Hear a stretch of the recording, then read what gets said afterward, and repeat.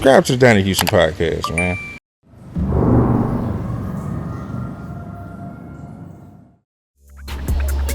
This is Luke. We're at Full Court, and you're watching the Donnie Houston podcast.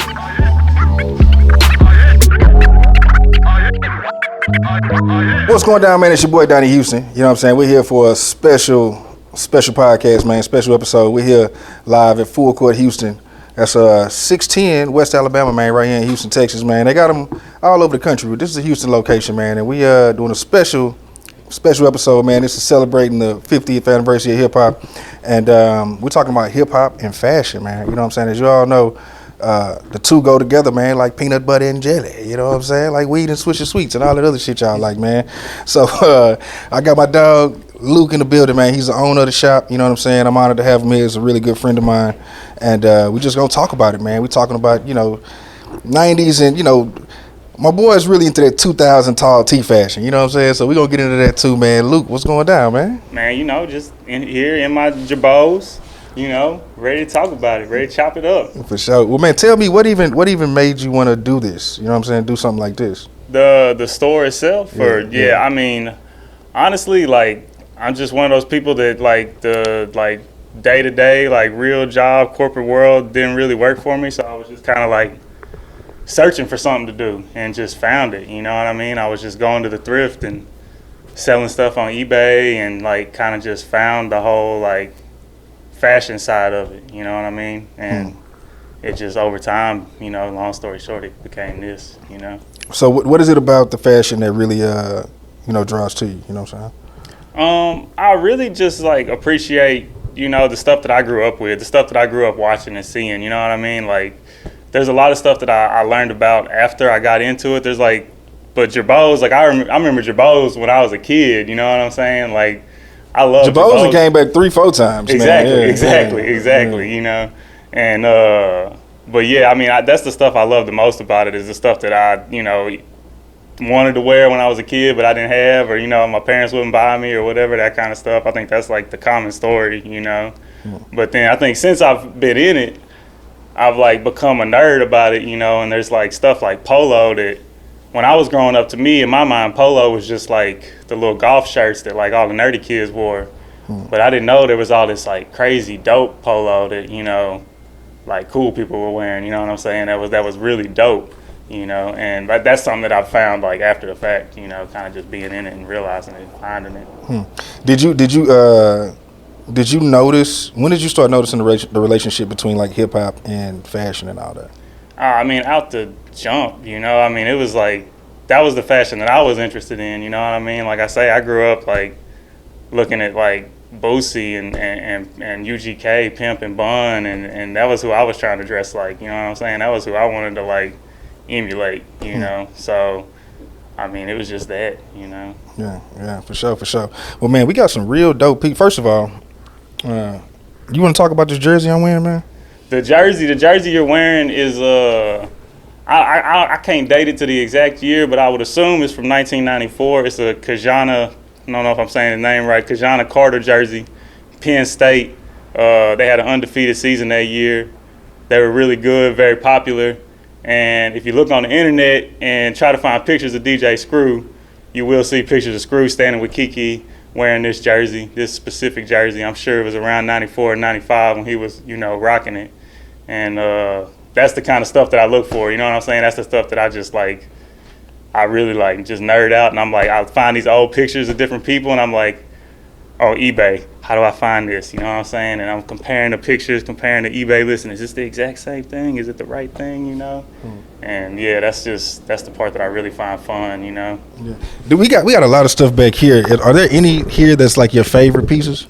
My favorite pieces, I mean, there's a lot of stuff I like. I don't want to just jump right into like very favorite, you know what I'm saying? I don't want to lead off with the best one. But I mean, I think some of the coolest stuff, one of the coolest ones is going to be this Carhartt jacket right here. Which is the Tupac jacket, yeah. Yeah, this is a jacket you'll see Tupac wearing if you look on the internet or you look on the old like Source magazine photos and stuff like that. This one is actually, you can date it off the tag. It's a 1992 jacket, original with the tags. Come on, man. Which is like really crazy. With something so rare like this, how much is something? What is the value of something like this right now? Because I don't think you're selling this, right? This is just No, like, yo. all this stuff that we're showing off is not for sale. This is stuff that's just kind of like from our personal archive. It's available sometimes to people like you know what I'm saying, that we can like work something out with, but it's not really for sale, to the public. So in most of it, some of this stuff you might be able to find if you really look hard for it. But most of it's like this jacket, you can't find. This the only one. This the only one in this size, this condition. If you go search anywhere on that these things are for sale, you're not gonna find it.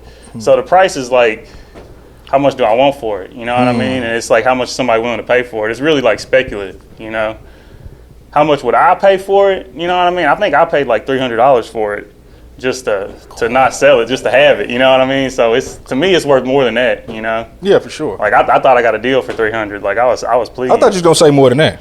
Yeah, I think if it was like you put it in a store in LA or something and like actually selling it, $1,000. Easy. Yeah, $1,000. Like to look like Tupac, you know what I'm saying? Like what you gonna pay? Yeah. Like That's funny. Yeah, man. Talk about this this jacket here, man. What brand is this? Before we get into who wore it. This is Slick Jeans. This is Slick Jeans. They made a lot of really dope denim in the 90s. Like they made some really cool overalls, like a lot of really cool patchwork jeans and jackets like this that are like dyed and faded.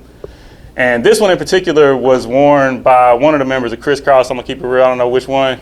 Light skinned Chris.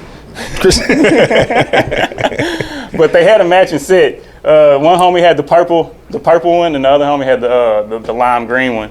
And they were photographed by Chimodu. Legendary photographer. Rest in peace, Shimoda. Yeah, for sure. Yeah. And so that's a dope piece. I actually found that before I knew what it was, and I just really like purple stuff. If you can't tell, you know what I'm saying. But I kept it for that reason, and then I was just on the internet one day and I seen the Chimodu pic, and I was like, oh shit, that's that jacket I got. So how far do you go to find this type of stuff? Because you said like this Pac jacket, you can't find this nowhere, which tells me you've been a lot of places to know you can't find this nowhere. Yeah, I looked everywhere you can imagine. You know what I mean? We buy stuff from people that bring it into the store. We go to estate sales, thrift stores, flea markets. Just anywhere you can imagine you buy clothes. Or, you'll find used clothes and stuff, but. A lot of this stuff, honestly, I've like found online, you know what I mean? Just scouring eBay. Like the White Sox t-shirts, which, we could talk about now or later, but let's do that while we here. Yeah, the White Sox. The infamous White Sox is, if you're a DJ Screw fan, SUC fan, you know who had this shirt on and when they had it on. Yeah. This White Sox tee right here is this photo, you've seen, I can't remember the photographer's name at the moment. Peter Best. Yeah, Peter Best. Photograph Screw wearing this, and it's like pretty much every photo of Screw you can find on the internet, he's like wearing this t-shirt.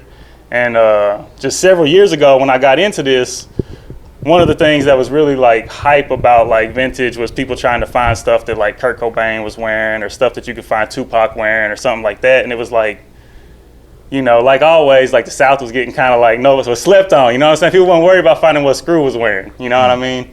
But I was like, man, I was just looking at pictures of Screw, and I saw that picture, and I'm like, that t-shirt's got to be out there. You know what I mean? It can't be like, it's just a White Sox t-shirt. It's not like a crazy, like, it's kind of subtle. You know what I'm saying? And right, it was definitely mass produced. So yeah, exactly. And it was like, it was kind of an easy thing to search for online. Vintage White Sox t-shirt. That's kind of like, but it brings up a lot of results. You know what I'm saying? Of course.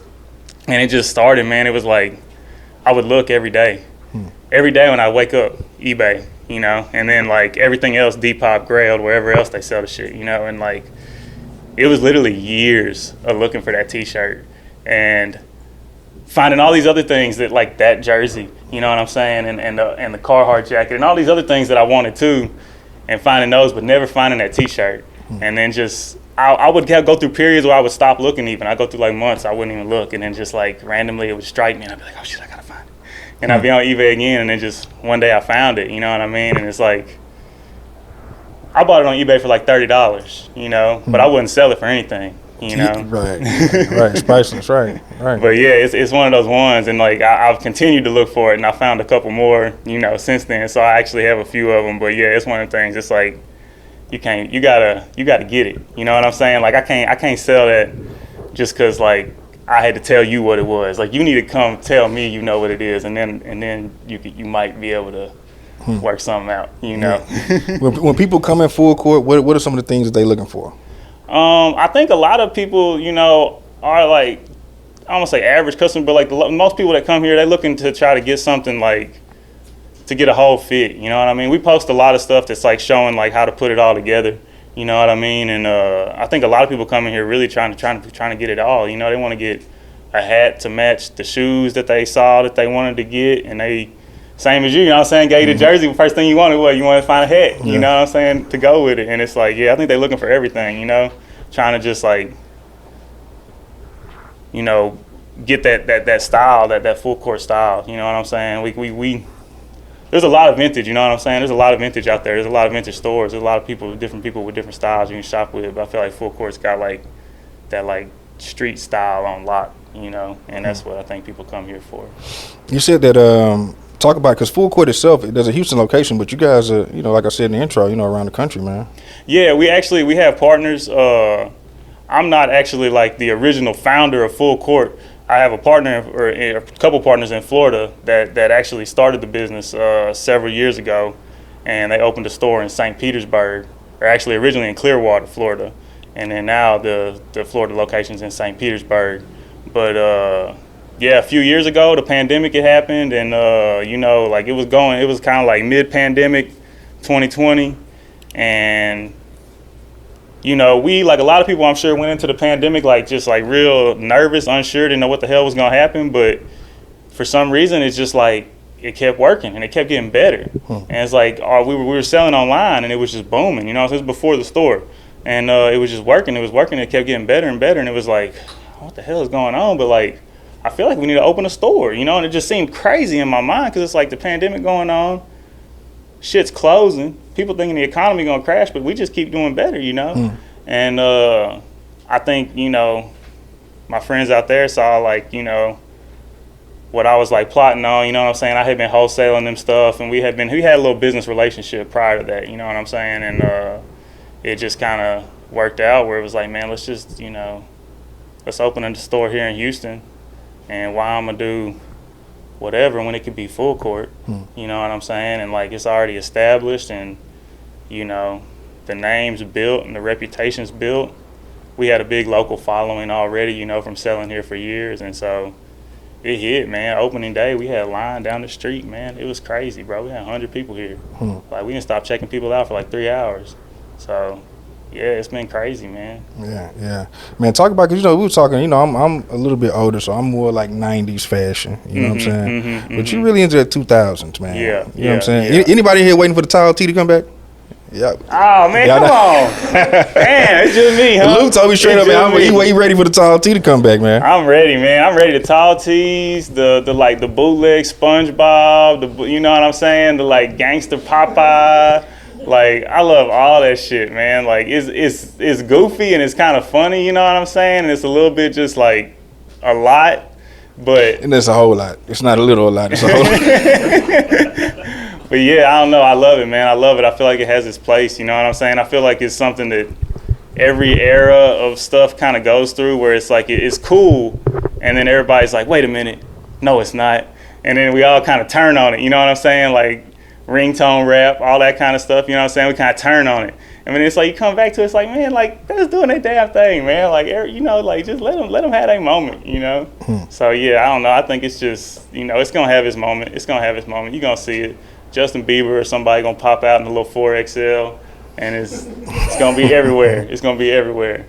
Yeah, for sure. Man, talk about, because you got other tees here, man. Like, you got a lot of, like, merch type tees, man. Oh, yeah. Like the Yeah. We got some different stuff. We got like the bootleg screw memorial. You know, these are sometimes kind of hard to date. This is probably like mid 2000s or something, just based on like the tag that it's on, this Fat Dog tag. So that's not like, you know, from 2000, but it's definitely like a little bit after the era. But it's hard to find. That stuff's tough to find. And they're really high quality t-shirts. Like, people kind of like print on bullshit now, you know what I'm saying? And these are like bootlegs, but like this heat press is better than a lot of DTG stuff you see nowadays, you know what I'm saying? And like, I've got this this ABNT, it's like the same thing. It's a bootleg with a heat press, but I wore this shirt to death. This is one of my favorite shirts I've ever had, you know? Like, Zero and Trey, I loved ABN growing up. But yeah, we got that. We got the Paul Wall Fast Life. This like, what, 2009? That one. In here. Oh, the Clover G. Clover G. I Need Mines. If y'all watching this, I'm gonna give y'all a little clue. Might have a little full court rip of that coming soon. This was like probably the first like Houston rap tee I ever found, and I was so hyped when I got this, man. Like, I copped it from a friend of mine that actually found it in the thrift.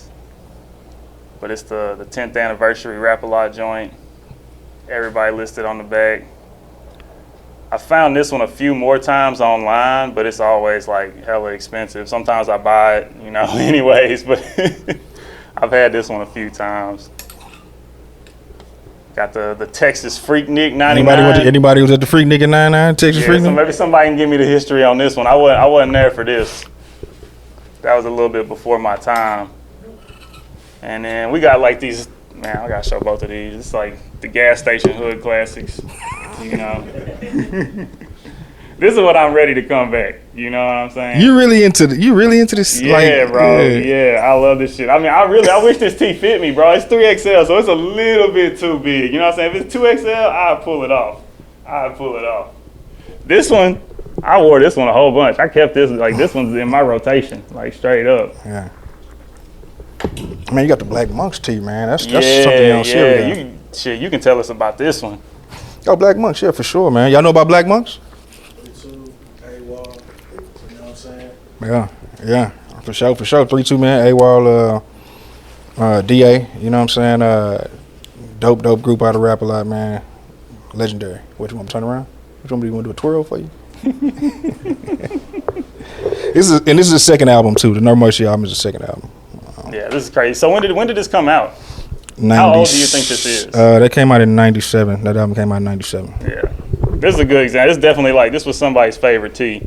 You can see, like, this man, somebody was cutting grass in this thing. They was, like, working on the car, changing the oil, everything, right?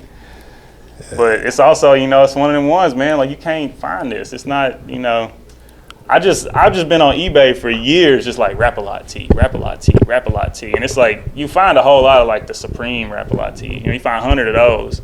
But every once in a while, something like this pop up. You know what I'm saying? And hopefully, they don't know what they got, so you can get it for a decent price. But yeah, we got more. We got the Scarface, the Diary, promo joint. I hear somebody over there. That's hard. I hear somebody in the back. That's hard. Classic, man. I gotta give up the Rap-A-Lot. I love. They did it with like the back print, the back hits, and like the sleeve hits and all that shit. Like, they spent the money on all them extra hits. I like that. And this is real early Rap-A-Lot. You got the New Tribe. You know, New Tribe is in there. Jazz Management. Like, this is, yeah. Yeah, that one's cool. We got a little bit of New Orleans stuff in here, too. This one is, like, so faded. You can hardly see it, but this is Soulja Slim Memorial tee. Found this one years ago, and it's like, I lived in New Orleans for a couple years, so I definitely got an appreciation for New Orleans rap music and bounce music and all that. So I definitely have kept that one in rotation just about every summer. Skullduggery. I wasn't actually familiar with this. I was just schooling Luke on Skullduggery. He just put me on game. I wasn't familiar with Skullduggery. Shout out to Skullduggery, man. All the No Limit Soldiers, man. This is one of the few ones I will tell y'all, because I don't have no emotional attachment to it. There's a tag and a price on this one. You can buy this one. It is available. This one. Oh, classic album. Classic. It's probably the T-shirt I've paid the most money for. If that's like just a. But this ain't even. First of all, this is not an expensive tee. How much did you pay for this tee? I paid probably $350 for this T-shirt. And how much do you think they probably took to make this tee? Oh, like $7, $10, $12 max. You know, yeah. What is it about it that creates that value for it? I mean, for me, I'm probably the customer for it. You know what I'm saying? I'm probably like the end consumer for this. Like $350 might be like more than it's worth, really. You know. So that was the tag price for it, or you just went in there asking and they just was like. It actually got sold. This is like maybe interesting. It actually got sold in like an Instagram auction, like in DMs. So like there was like multiple people kind of bidding in DMs like with the person that sold it, and I was the high bidder at the end. But yeah, I mean I wanted it, and I had the money, and I was like, you know what, I need it. I want to be the one that has it. I didn't want nobody else to have it. That was almost part of it. I didn't want nobody else to have it. But I also I was definitely I was banging a lot of zero in like 04, 05, 06. You know what I'm saying? So it's very nostalgic for me. I kept it in heavy rotation for a while, but I got a little skinny. It's not quite. It's a little bit big on me. For sure. Yeah, got the Rap a Lot for Life on the back. Love that one. And then these are a couple more I paid up for. I paid about $250 Devin to the Extreme, classic album. Classics, yeah. Yeah, Devin Jones. Well, you said $250? $250 a piece on these probably for just a white T-shirt. Yeah, but it's that there's no. See, that's what I'm saying. Whoever's watching this, show me how I can create something that don't have this type of value, man. Because this is crazy. They probably was giving them tees away, man. I know. It's nuts, but it's just like when you look for them now, you can't find them, and like. Even as much as I paid for these two, the Devin the Dude, I don't know if it's just the self-titled album where he's like sitting on the toilet reading the newspaper. The promo tee for that one, I know the dude. I know one that's been transacted because I tried to buy it and I couldn't. And like I just was way out of my price range. But he sold it to this other dude. That dude paid $1,500 for that T-shirt. $1,500 for a Devin. That's somebody in California paid that. That wasn't even somebody in Houston. That's somebody in California spent that money. I don't know if inflation, house price type shit. I don't know, but $1,500 for a promo tee. That's $1,500 for a promo tee, man. I mean, but Devin done connected with his people. That's the value. You know what I'm saying? He made it worth that because you go to a Devin show, you know what it is, man. Like you leave there just it's a personal experience. Yeah. You leave there feeling good, man. Like that's what I think about. I think about every Devin show. Like when I wear these tees, I think about the Devin shows that I've been to and just how good that shit made me feel, So yeah, I mean it's just nostalgia, man. Nostalgia, motherfuckers will pay, man. Waiting to inhale, yeah. Another one. Okay, so how much? These are all promo tee. How much is this tee? This one, I paid $250 for. I'm actually selling this one too. I sell it for $250. If somebody want to buy it right now for $250, I sell it because it was bigger than I wanted it to be. I thought it would fit me, it didn't fit me. So if anybody wants it, it's available. But yeah, that one. This one somebody just gifted me, so I get some of them. Sometimes I get broke off. You know what I mean? People just appreciate my appreciation. That's why I really like this one just because of the back hits. The front's like fine, but the back hit, like all these different businesses and like labels and all this shit on the back. Like all the H-Line. You got Chef's Entertainment, Rick Shop. Who else I see on here? Shortstop. You see, man, so many people. Is Straight Profit on here? I don't see him. Yeah, this is crazy, man. Yeah. Oh, now we in my see. This right here, junior year in high school. I'm coming down the hall. Platinum Fubu dying. Right, yes, sir. And you can't tell me shit when I'm wearing it. You know what I'm saying? Platinum Fubu really left a stain in the game, man. Like this shit means, yeah. Yeah, this one of the ones. I mean, I was looking for this one because there's the album was Zero versus the World. I think he's wearing this one on. That's the Zero World, yeah. It's blue. It's not this color. It's blue. But when I saw it, I found it online. It was a good price. I was like, I'm gonna just until I find the blue one, I'm gonna have this one. So how much was this? This one I only paid like $30, $40 for. Okay. You know what I'm saying? I was gonna say because I still got some Platinum Fubu. If they paying money for the Platinum Fubu, I can pull some shit out. You know what I'm saying? Hey, there's some of it, bro. There's like if you can find me a picture of a Hawk or Pokey or somebody wearing that shit, come on, man. I'm cashing out. Let's see. This is not vintage, but this is like a very cool piece of like Houston memorabilia. This is the Pimp C chalk line jacket.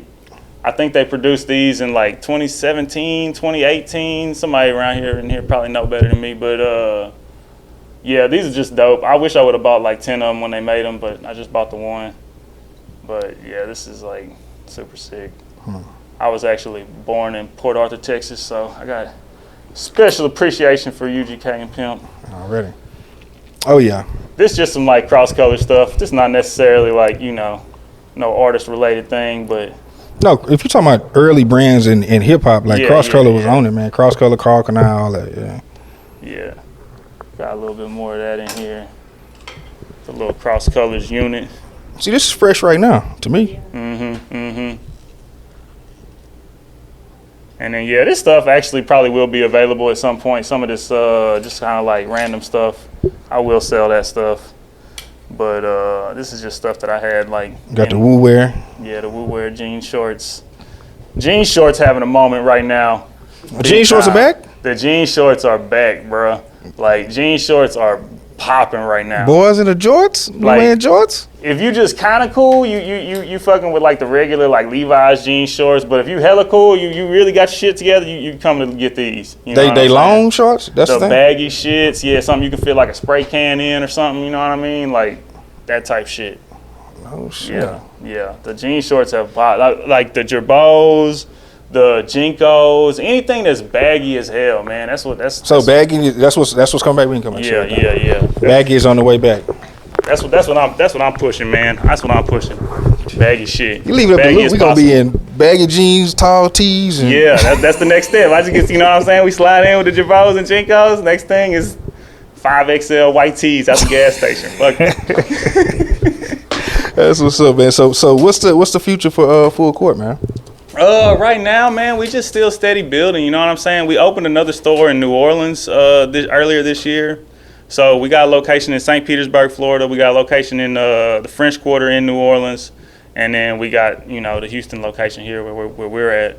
And I mean, I think we kind of good with the 3 stores right now. It's just kind of just keep getting better at what we're doing.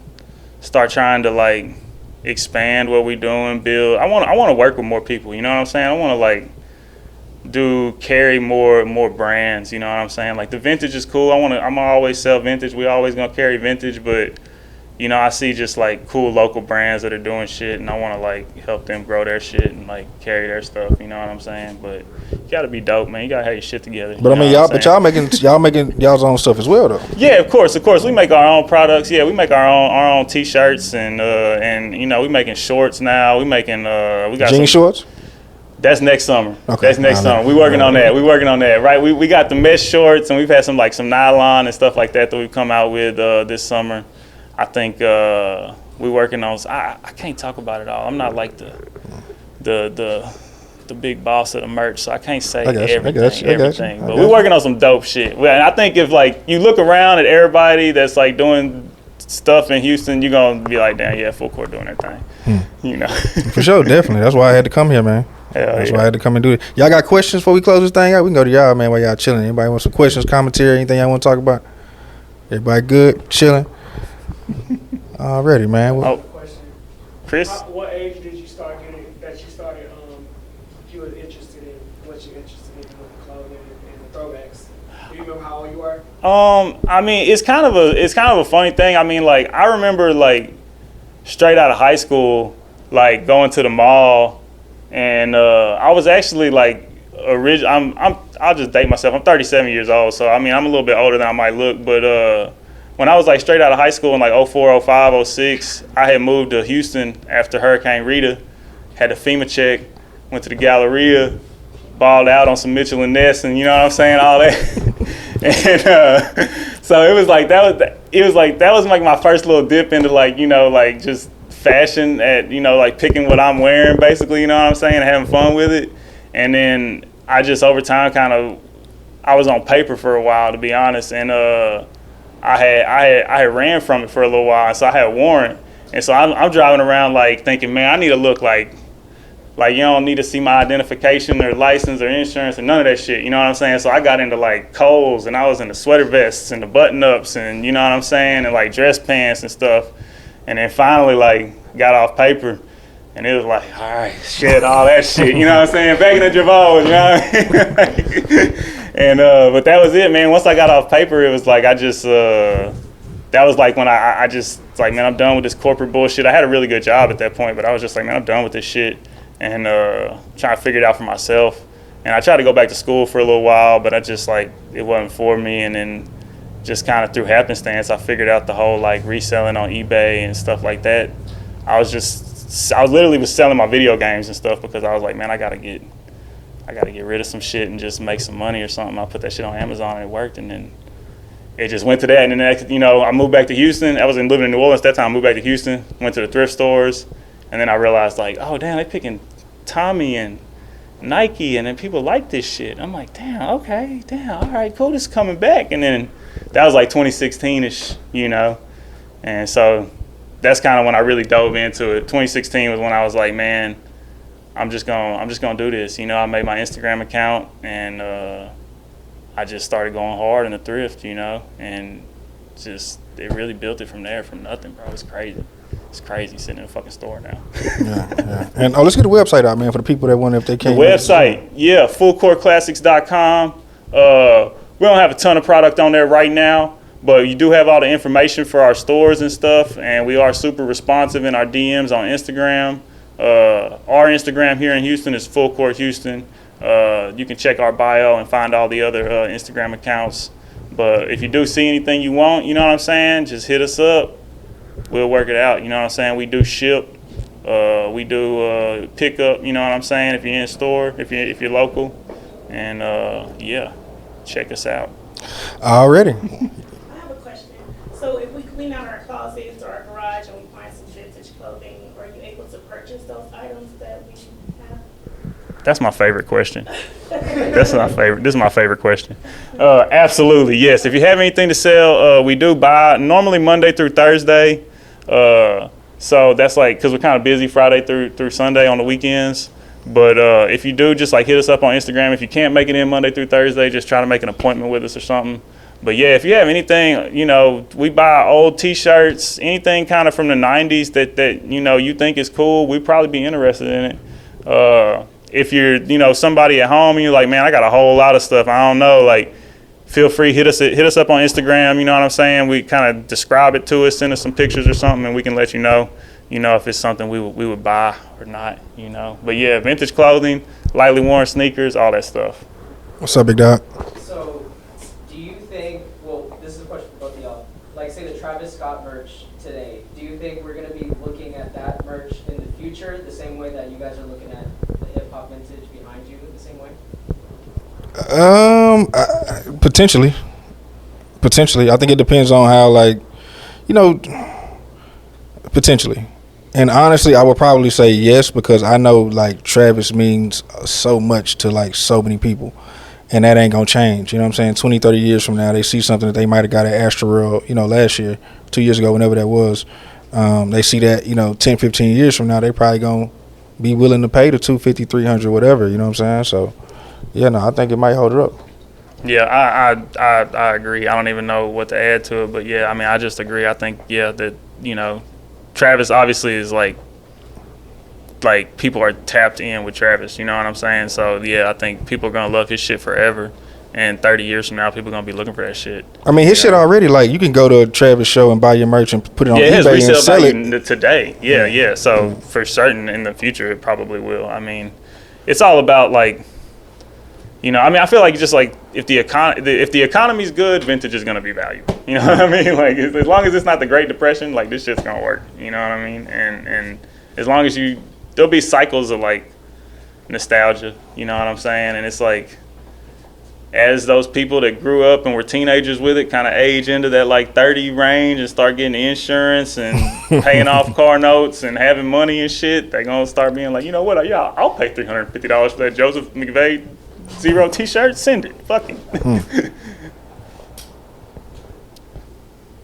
I have a question for both of you. What's like your favorite brand is associated to hip hop that you guys like or got to know?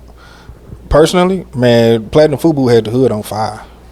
Fubu in general, regular Fubu, the 05 Fubu, the jerseys, anything Fubu. Probably my Fubu and Cross Color. Those are my two favorite. Yeah, being from the South, man, it's hard to say anything other than Fubu. I don't know, like, I'm trying when to... Big Mo said, fuck heel figure Fubu shirt, man, hey, man. Yeah. That pretty much solidified it, man. This is what we wearing, you know? Yeah, it's crazy. I mean, Fubu has, like, all those iconic, the football jerseys and all that stuff that, like, was there, you saw so much of, and then there's, like, a ton of other stuff, too. Like, there's, like, I've found stuff just looking for old Fubu that I never saw before until I look now. Then I'm like, damn, that shit's amazing. You know what I mean? Like, so yeah. I mean, they like the Fubu cargo. I mean, they're back. They're making it again. You know what I'm saying? Like, Fubu's on again. But like the Fubu cargo denim jeans, like, those shits hit, bro. Like, and they're so heavyweight, and like as You a say real denim. yeah, and as like a brand owner that's making products now and finding out what it takes just to make some damn nylon shorts or some mesh shorts, you know what I'm saying? To make jeans that look like this with 15 pockets and like they weigh 2.5 pounds, you know what I'm saying? Like that shit costs some money, bro. Like you can't do that shit no more. Like not for however much they did it 20, 30 years ago. So yeah, Fubu, man, Fubu. For sure. Anybody else? Yeah, this is more of an entertainment type of question for you. You too. You can answer this too. Can you tell when back in the day we would get clowned if you came with something that wasn't real, it was fake, you get clowned? Grew up in the 90s, you would get clowned in the 2000s. Can you tell if something is fake upon looking at it? Like an old school, a Fubu outfit or jacket. We used to wear the starter jackets. But we had a whole nother side of things. Could you tell? Yeah, I mean, I've touched so many clothes at this point that it's like I can usually tell just like off like sight or just even just feeling it sometimes. You know what I'm saying? The material, just I've touched so many starter jackets. I know what starter nylon feels like, and like the bootleg nylon feel a little bit different. You know what I'm saying? Or like just the way the tag's sewn, the distance in between the like stitches on the tag. You know what I'm saying? Sometimes you can just be like, oh yeah, immediately I already can tell that's not, you know, that ain't it. But it's fun. It is a funny thing. I mean, in this like little vintage like fashion community, like bootleg has like kind of like become accepted and cool. And like, I mean, I think it's a good thing. It's just like I was talking about earlier, like, you know what I'm saying, like the ringtone rapper, like stuff that, you know, you might look back on and say, oh, you know, this was silly at the time. Yeah, exactly. But like it has this moment where it's like, oh, that shit's not cool. But then like the people that did wear it, you know what I'm saying, that did rock with it in the moment, they get their, you know, kind of just gumption to be like, man, nah, that shit was cool. You know what I'm saying? And so there's like bootleg Nike stuff, like a bootleg Nike crew neck, I can sell that for the same price as I can a like authentic vintage Nike crew neck right next to it. And like the customer buying it knows it's bootleg. It's not like any kind of like deception. Like they know exactly what it is, and they happy and like they value it. You know what I'm saying? So it's interesting, and I mean it's still happening now with like all these dudes just making the sneakers that look just like an Air Force One or just like a Nike Dunk, but it's got their little thing on the side of it instead of a swoosh. You know what I mean? And like people feel however they feel about it. You know what I'm saying? I try not to just judge it at this point because it's just like, you know, people doing what they gonna do, man, and it's like, and people buying it. So yeah, exactly. And 30 years from now, nobody gonna give a shit. People gonna look at it and say, that was fucking cool. I don't care. I liked it then. I like it now. Give it to me, you know? So yeah, bootleg's got its place, man. It's got its place. The most expensive t-shirts in this whole shit is bootleg rap tees. Like more than these authentic Houston rap promo tees is like the bootleg Tupacs, the bootleg Biggies, the bootleg Mobb Deeps with all the colors and the faces and all that shit on it. That's the most expensive t-shirts in this shit. All them t-shirts over $1,000. And like, it ain't even like speculative. Like you put it on eBay, it'll sell for $1,000 a day. Like, so it's, you know, it just shows you like if it's artistic and it's well done, people gonna fuck with it. You know? yeah, man, I'm gonna go bootleg me a tee for the next 10 years, man. Hey, Give me fuck some. it, man. Fuck it, man. I mean, one thing is like, you know, I think it's cool. Like if you're gonna bootleg stuff, like some people bootleg like, you know, screw shit. People bootleg SUC stuff. They bootleg UGK, Pimp C stuff. You know what I'm saying? And it's like, I don't know how much money ends up making it back to where it should, but at the same time, it's like I wish like just like the parties could come together to like Capitalize on the situation. Yeah, so like dope, like there's shit. There's a dude in Colorado that has this company called Backstock Company Co. And they make just crazy bootlegs, and they made a screw one a few years ago. They made a UGK one this year, and both the shirts are some of the dopest fucking shirts I've ever seen. You know what I'm saying? But it's like, I don't know what it's going to take to get that dude in the room with the people that can be like, yeah, okay, cool, let's authorize this. Let's get, you know, so make a 10,000 of them, sell the shit out of them, get some money over here to Bun, you know what I'm saying? Get some money to Pimp's family, wherever, you know, like, yeah, I mean, this is the screw one that they made right here. And I mean, he only made like 200 of them, so I mean, he could have. That's hard. Crazy. Yeah, that would have been dope in the screw shop, man. Yeah, I mean, he doesn't like abuse it. You know what I'm saying? He could have made 2,000 of them or 10,000 of them and sold all of them, but he only made like 200. So he still does it like in an artistic way, and he's not really just like taking advantage of shit. But I just wish that like shit like this I want to carry this shit. You know what I'm saying? Like I want to be able to be like, let me get 20 of them, and I want to sell it in the store, and I want everybody to get what they're supposed to get. I want them to get the money they're supposed to get, and I want them, if they walk in the store, to be proud that that shit's over there at full court. You know what I'm saying? Like, so yeah, I don't know. That's where I hope it goes. That's where I hope this shit goes, man. I hope we can kind of like make dope shit and like everybody get paid that should get paid. You know? Yeah. You was gonna say something? Oh yeah, I had another question. So do you remember the brand used? And have you been looking for it, or have you found any? Because I had the overalls. yeah. No, they made some dope denim stuff. They made really cool jackets and like jeans and stuff like that. Have you found any? I have found some. I don't know if I have any like kind of in the collection at the moment, but I have found some of that stuff, and they do make really dope stuff. It's like super heavy, good quality denim. Yeah, with the rips and stuff. Anybody else? Before we close up?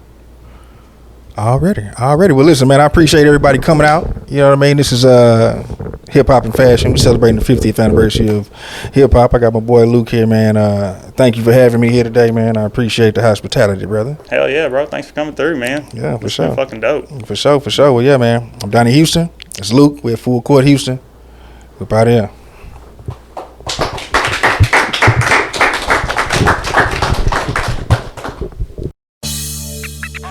Donnie Houston.